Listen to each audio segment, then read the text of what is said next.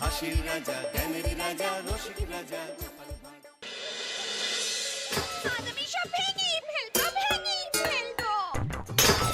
অনেক হয়েছে, আর সহ্য হচ্ছে না। আমি সব ভেঙে ফেলবো, ভেঙে ফেলবো। মানে ও গিন্নি, গিন্নি, গিন্নি গো, একটু শান্ত হ, একটু কথাটা শোনো।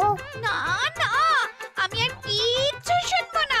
এক সপ্তাহ সময় দিচ্ছি, তার মধ্যে মহারানীর মতো ওই সীতাহার আমার চাই চাই চাই। আহা, কিন্তু গিন্নি ওটার যে অনেক দাম। আমার কি আর মহারাজের মতো অত টাকা আছে বলো? এই শোনো, তোমার কি আছে আর কি নেই তা আমার খুব ভালো করে জানা আছে, বুঝলে?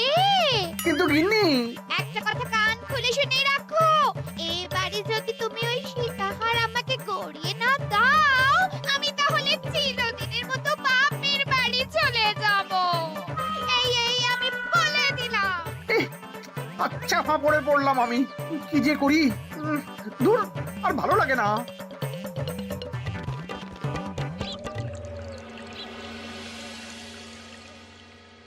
আজকে তোমাদের সকলের কাছে আমার একটা প্রশ্ন আছে। বলুন মহারাজ। আচ্ছা, ধরো তোমরা যদি এ রাজ্যের লোক না হতে, অন্য কোনো রাজ্যের হতে, তাহলে তোমাদের কাছে কৃষ্ণনগর কেমন মনে হতো? মহারাজ, এক কথায় বলতে গেলে সমৃদ্ধ শক্তিশালী রাজ্য। বেশ, তা হঠাৎ এমন প্রশ্ন মহারাজ? আসলে বেশ কিছুদিন ধরেই আমি একটা কথা ভাবছিলাম। ঈশ্বরের দয়ায় আমাদের সবই আছে, তবু রাজ্যকে আরো শক্তিশালী ও অন্যান্য রাজ্যের সাথে সুসম্পর্ক বজায় রাখা একটা রাজধর্মে পড়ে। ঠিক বলেছে। ঠিক বলেছেন। বলি, তুমি কি এসব কথা কখনো ভাবো মন্ত্রী? হ্যাঁ, মানে আগে রোজ না, কিন্তু কখনো সখনো বোধহয় ভেবেছিলাম। কবে শুনি? ওই তো কিছুদিন আগে, ওই সেদিন। এটা ঠিক কোন সেদিনের কথা বলছেন মন্ত্রী মশাই? যেদিন আকাশে ওই দুটো সূর্য উঠেছিল? তোমাকে সবকিছুতে ফোড়ন কাটতেই হবে না গোপাল, হ্যাঁ? কি আর করি বলুন, আপনার কষ্ট যে আর সহ্য হয় না। যাই হোক, মুদ্রা কথা হলো, এসব কথা মাথায় রেখে এখন আমাদের কিছু করা উচিত। কিন্তু কি করা উচিত সেটা আমি ঠিক বুঝতে পারছি না। এই একটা করে রসগোল্লা খাওয়ালে কেমন হয়? এই, তুমি থামবে? মহারাজ, আমার কাছে একটা উপায় আছে। 10 দিনের একটা মিলন মেলার আয়োজন করলে কেমন হয়? খুব বাজে হবে। একটা মেলা কত ঝামেলার কাজ সেটা বোঝো? একেই কত খরচ, তার উপর আবার অনেক লোক। মোটেই না, এটা তো দারুণ বুদ্ধি দিয়েছো গোপাল।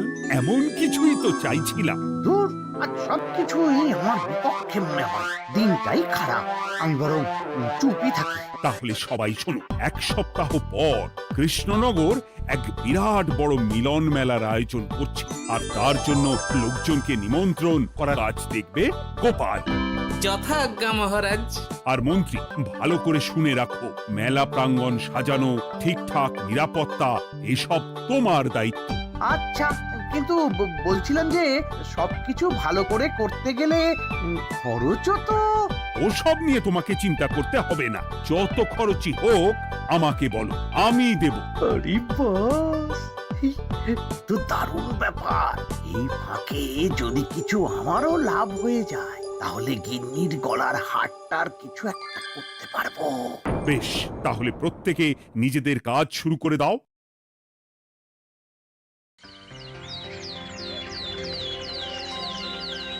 শোনো শোনো শোনো, 1 সপ্তাহ পর কৃষ্ণনগর মেলা প্রাঙ্গণে অনুষ্ঠিত হতে চলেছে 10 দিন ব্যাপী মিলন মেলা। সকল গ্রামবাসীকে এই মেলায় আসার জন্য আমন্ত্রণ জানানো হচ্ছে। শোনো শোনো শোনো।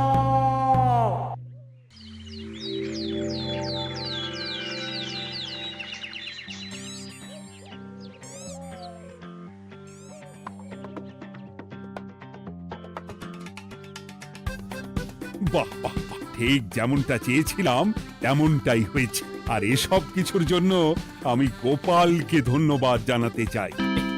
কি যে বলেন মহারাজ, এই কৃষ্ণনগর তো আমার নিজেরই পরিবার। সেসব আমরা খুব ভালো করেই জানি গোপাল। আদিক্ষেতা একেবারে উতলে পড়ছে, এসব দেখে গা জ্বলে যায়। তোমার এই এত ভালো বুদ্ধি দেওয়ার জন্য আমি তোমাকে 50টি স্বর্ণমোহর উপহার দিতে চাই। এটা কি হলো? এরকম হলে কিন্তু আমি খেলবো না। কেন মন্ত্রী, তোমার আবার কি হলো? আমিও তো মেলার আয়োজন করেছি, তাহলে গোপাল একা কেন উপহার পাবে? সে তো মেলার জন্য অনেকেই কাজ করেছে, কিন্তু আসল বুদ্ধিটা তো দিয়েছে গোপালই। মন্ত্রী মশাইয়ের বোধহয় খুব হিংসা হচ্ছে। ঠিক আছে মহারাজ, আপনি বরং এই উপহার সকলের সাথে ভাগ করে দিন। না গো, কোনো ভাগ চাই না, তোমার উপহার তুমিই রাখো। যত সব।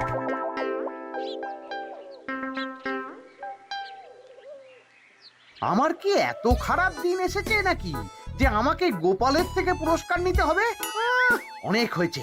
না না না, এবার আমাকেই কিছু ভাবতে হবে মনে হচ্ছে।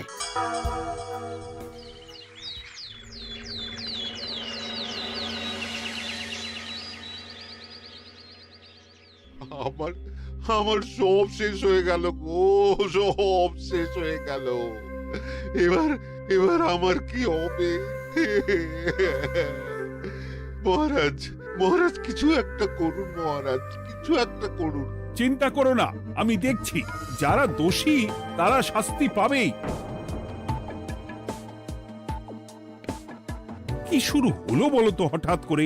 এত বড় বড় চুরি ডাকাতি হয়ে গেল, অথচ কেউ কোনো টেরই পেল না। হ্যাঁ মহারাজ, আসলে রাতের বেলা যখন সবাই ঘুমিয়ে থাকে তখন এই চুরি ডাকাতিগুলো হয়, তাই কেউ কোনো শব্দ পায় না। ভালো করে অনুসন্ধান করো, যে বা যারা এই কাজ করছে তাদের যত তাড়াতাড়ি সম্ভব ধরে ফেলতে হবে, নইলে তো আমাদের প্রজাদের অনেক ক্ষতি হয়ে যাচ্ছে। হ্যাঁ মহারাজ, আপনি কোনো চিন্তা করবেন না। কোথায় আনন্দ করে সব প্রজারা মেলা ঘুরবে তা নয়, আবার এই উটকো ঝামেলা। একটা কথা বলছি, কিছু মনে করবেন না। আসলে এই ঝামেলার কারণ হলো গোপাল। আমি ঠিক জানতাম কোনো না কোনো ভাবে আপনি আমাকে দোষ দেবেন। সত্যি তো, এসবের সাথে গোপালের কি সম্পর্ক? ওরই তো সম্পর্ক আছে মহারাজ। মেলা শুরু হলো আর তার সাথে চুরি ডাকাতিও। আর যদি গোপাল মেলার বুদ্ধিটা না দিত তাহলে রাজ্যে এত চুরি ডাকাতিও বাড়তো না। মানছি মন্ত্রী মশাই, মেলার বুদ্ধিটা আমার, কিন্তু মেলার নিরাপত্তা রক্ষা তো আপনার দায়িত্ব ছিল। যদি মেলা থেকেই এই ঝামেলা শুরু হয় তাহলে তো আপনার কাজেও ফাঁক আছে। মুখ সামলে কথা বলো গোপাল। আহ, তোমরা একটু থামবে? এখন নিজেদের মধ্যে ঝামেলা করার সময় নয়। সবাইকে একসাথে কাজ করে আসল চোর ডাকাতদের ধরতে হবে, তারপর বোঝা যাবে কার দোষ ছিল আর কার নয়। আগে মহারাজ।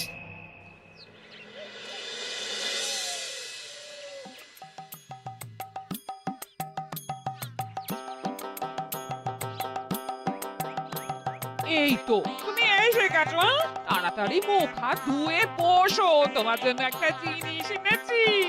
বলো কি জিনিস? আরে আরে একটু অপেক্ষা করোই না, আমি আনছি। হ্যাঁ বেশ, আনো তাহলে। এই নাও, খাও। মিষ্টি দই। হ্যাঁ গো, খেয়ে দেখো তো কেমন। দারুণ সুন্দর স্বাদ তো গিন্নি। কোথা থেকে এনেছো? ভালো, মেলা থেকে এনেছি। ও জানো, বিনা পয়সায় গো। বিনা পয়সায়? তা কে দিল শুনি? আমি সুজন দইওয়ালা, বড় ভালো ছেলে। শুধু আজ নয়, ও রোজই মানুষকে ভালোবেসে না বিনা পয়সায় দই খাওয়ায়। হ্যাঁ বাবা, বেশ অবাক করা কাণ্ড। আসলে সুজনের দেশের বাড়িতে অনেক জমি জমা, গরু মোষ আছে। ও তাই বলে ওর টাকা পয়সার নাকি কোনো দরকার নেই, তাই ও বিনা পয়সায় খাওয়ায়। হ্যাঁ বুঝলাম। বাবা, খুব ঘুম পাচ্ছে এখন। ও গিন্নি, শোনো না, আমি বরং একটা ঘুম দিই এখন, বুঝলে? তুমি বরং বিকেলে আমায় একটু ডেকে দিও, ওর কাজ আছে। আচ্ছা বেশ। তোমাদের জন্য সেটাই ভালো, কারণ এমনিতেই মহারাজ চোর ডাকাত ধরার জন্য প্রহরীর ব্যবস্থা করছে পুরো রাজ্যে। না না না, সে নিয়ে আপনি চিন্তা করবেন না।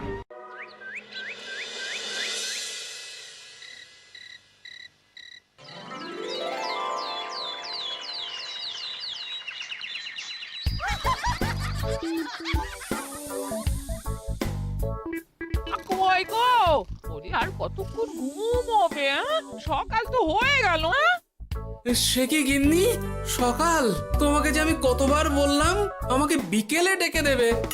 বলি কবেকার বিকেল? গতকালে না আজকে? তা তোমার বুদ্ধিতে কি বলে গিন্নি?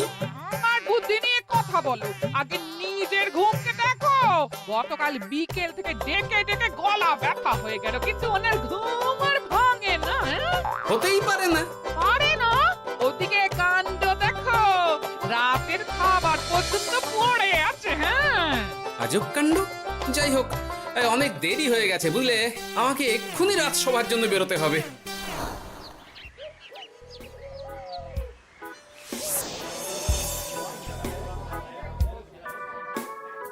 বাবা, এত ভিড় কি আছে এখানে?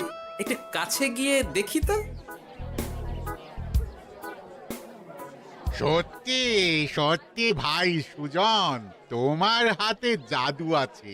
এত সুন্দর মিষ্টি দই, এ স্বাদ ভোলার নয় ভাই। আচ্ছা, তাহলে এই হলো সুজন দইওয়ালা। ভালো মিষ্টি দই আছে, নেবে নাকি গো? পয়সা লাগবে না। জানি তো, সত্যি দারুণ স্বাদ এই দইয়ের। আমি খেয়েছি তো। তবে আজ নেব না গো, কাল এসে নিয়ে যাব। আচ্ছা আচ্ছা আচ্ছা।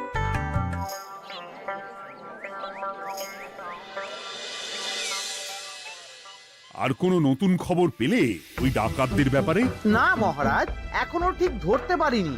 ওরা বোধহয় বুঝতে পেরে গেছে যে আমরা খোঁজ করছি। মহারাজ, আমার মাথায় একটা নতুন বুদ্ধি এলো। রাতের বেলা করে সব বাড়িতে পাহারা দেওয়া শুরু করলে কেমন হয়? সব চুরি তো রাতেই হচ্ছে। আরে, এ তো দারুণ বুদ্ধি। কিন্তু মহারাজ, আমাদের রাজ্যের প্রহরীরা রাতের বেলা কি করে পাহারা দেবে? কেন কেন, কি সমস্যা? অনেক সমস্যা আছে। তাদের শরীর খারাপ হতে পারে, তার চেয়েও বড়, রাত জেগে থাকলে দিনে তারা সকলে ঘুমোবে, তখন পুরোটাই বেকার হবে। কিচ্ছু বেকার হবে না মন্ত্রী মশাই, আমাদের প্রচুর সেনা আছে, তাদের সকলকে দায়িত্ব ভাগ করে দিলেই হয়ে যাবে। তুমি বেশি বোঝো। গোপাল তো কিছু ভুল বলেনি মন্ত্রী, আমরা পাহারা বাড়াবো। আমি আজই সব সেনাদের সাথে কথা বলছি।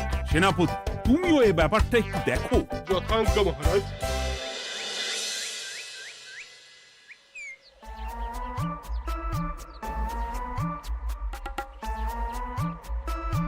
চোর ডাকাতদের ধরার জন্য যদি একটা সূত্রের হদিশ পাওয়া যায় তাহলেই কেল্লা ফতে, কিন্তু সেটাই পাওয়া যাচ্ছে না বলেই এত সময় লাগছে। আরে, ওটা মন্ত্রী মশাই মনে হচ্ছে না? আড়ালে দাঁড়িয়ে এরকম কার সাথে কথা বলছে? এবার আমি যা বলছি ভালো করে শোনো।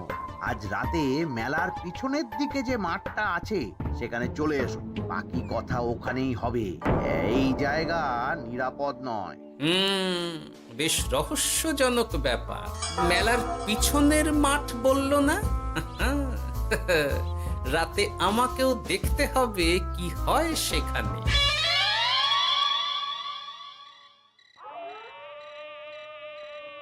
উফ, কি মশা রে বাবা! কখন থেকে দাঁড়িয়ে আছি, মন্ত্রী মশাইয়ের পাত্তা নেই কেন?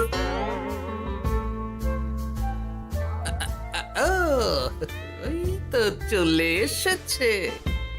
এই যে আমার সোনার হাটটা কই? হ্যাঁ, পই পই করে বলেছিলাম আমার ওটা চাই। আগে কি আর বলি বলুন তো, ওই হাটটা আমাদের দলের প্রধানের খুব পছন্দ হয়ে গেছে, তাই কোনোভাবেই ওটা দিতে পারলাম না। কি এত বড় সাহস! আমার বলার পরেও তুমি এরকম করলে? বড় ভুল হয়ে গেছে মন্ত্রী মশাই, এবারের মতন ক্ষমা করে দিন, আর হবে না, এই কথা দিচ্ছি। তোমাদের জন্য সেটাই ভালো, কারণ এমনিতেই মহারাজ চোর ডাকাত ধরার জন্য প্রহরীর ব্যবস্থা করছে পুরো রাজ্যে। না না না, সে নিয়ে আপনি চিন্তা করবেন না, আমাদের ধরা পড়ার কোনো সুযোগই নেই। কারণ যে পরিমাণ ওষুধ আমি আমার দইতে মিশিয়ে দিই, সেটা একবার যে খাবে মরার মতন ঘুমোবে। বাহ বাবা, সে তো খুব ভালো। করো করো। তার কোনো নতুন খবর পেলে? মেলা তো শেষের দিকে। হ্যাঁ, পেয়েছি। পাশের গ্রামে বলরাম নামে এক বড় মহাজন আছে। পরশু তার মেয়ের বিশাল ধুমধাম করে বিয়ে। শেষ একটা বড় দান মারতে পারলেই আপনার আমার দুজনেরই শান্তি। আচ্ছা, এই ব্যাপার তাহলে। এসব কিছুর পেছনে মন্ত্রী জড়িত। এইবার বুঝতে পারছি কেন রাতের পাহারাতে ওনার এত আপত্তি ছিল। কিন্তু ওই লোকটা কে? ঠিক আছে, এখন যাও, একটু সাবধানে কাজ করো আর আমার পাওনাটা ঠিকঠাক দিও, কেমন? সে কি সুজন দইওয়ালা? এবার আমার কাছে পুরো ব্যাপারটা পরিষ্কার হয়ে গেছে। না, কালই মহারাজকে সব জানাতে হবে, আর এদের হাতে নাতে ধরার জন্য একটা উপায় ভাবতে হবে।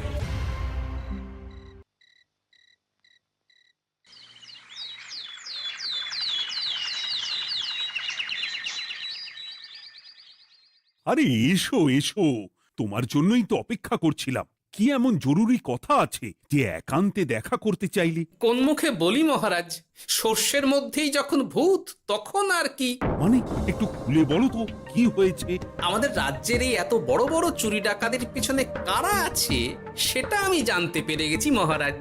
হ্যাঁ, এ তো দারুণ খবর। তাহলে আমরা এখানে কি করছি? এখনই তাদেরকে গিয়ে বন্দি করি?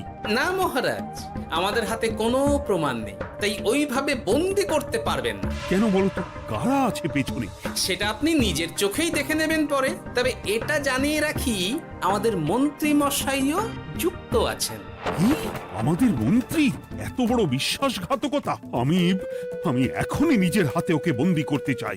না না না না মহারাজ, সেটা করলে বাকি ডাকাতদের ধরতেই পারবেন না। তাহলে উপায়? আমি জানতে পেরেছি এই ডাকাতদের পরের নিশানা হলো পাশের গ্রামের বলরাম মহাজনের বাড়ি। বলরাম মহাজন? কাল তোর মেয়ের বিয়ে, আমাদেরও তো নিমন্ত্রণ আছে সেখানে। তাহলে তো আরোই সোনায় সোহাগা। শুনুন মহারাজ, আমার মাথায় দারুণ এক বুদ্ধি এসেছে। সে কি? হ্যাঁ, আপনি কোনো চিন্তা করবেন না, আমি শুধু যা বলছি সেটা করুন, বাকিটা আমি সামলে নেব। তবে দেখবেন যেন মন্ত্রী মশাই এসবের কিচ্ছুটি টের না পায়। বেশ বেশ বেশ।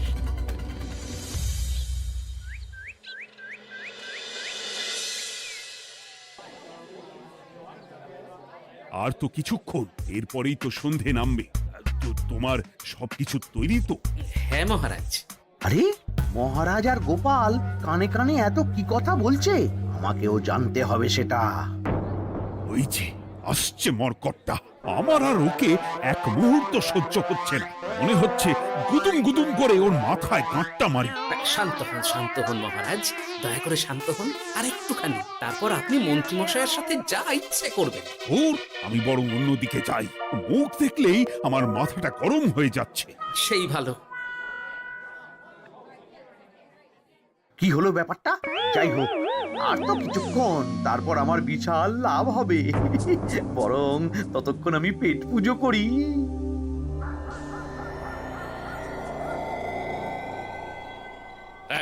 যা যা দামি জিনিস আছে সব দিয়ে দে। এই তো খেলা শুরু। এবার আর আমায় পায় কে? ও বাবা, এরা আবার কারা? সত্যি গোপাল দারুণ চাল চেলেছে। এই তোমরা এখানে কি করতে এসেছো? কেন, তোমরা যা করতে এসেছো? ডাকাতি? এমন তো কোনো কথা ছিল না। কার দলের লোক তোমরা? মন্ত্রী মশাইয়ের দলের লোক। এই রে, কি বলছে সব? কোথায় কোথায়? এই মন্ত্রী মশাই, এই কি বলছে এরা? আপনি দু নৌকোয় পা দিয়ে চলছে, আমরা থাকতে আপনি আরো এক ডাকাতের দলের লোককে ডেকেছেন। কি মন্ত্রী? শেষে কিনা তুমি? খেয়েছে রে, আর বোধহয় বাঁচতে পারবো না।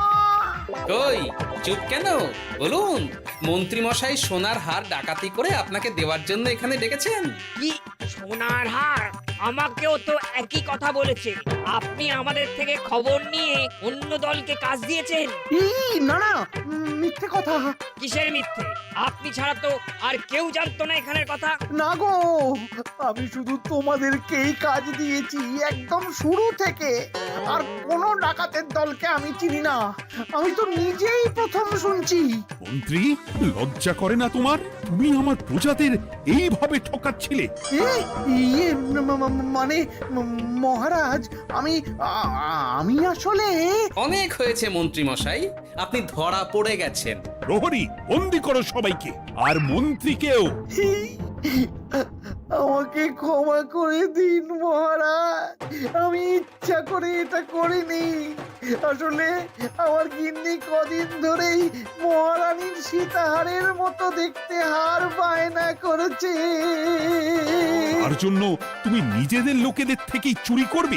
আর কি করব বলুন, এক সপ্তাহের মধ্যে হার না দিলে বাড়ি ছেড়ে চলে যাবে বলেছে। তাই আমি এখন আপনি যেটা করেছেন সেটা যদি আপনার গিন্নি জানতে পারে তাহলেও বাড়ি ছেড়ে চলে যাবে। শাস্তি তো তোমাকে পেতেই হবে মন্ত্রী। আয়, কে আছো? শোনো, মন্ত্রীকে মুখে কালি মাখিয়ে গাধার পিঠে বসিয়ে সারা রাজ্য ঘোরাও, এটাই ওর যোগ্য শাস্তি। আর গোপাল, তোমার বুদ্ধির প্রশংসা করতেই হয়। তোমার পুরস্কার আমি কাল রাজসভায় দেব। দূর দূর, জীবনে বিয়ে করাই ভুল হয়েছে আমার।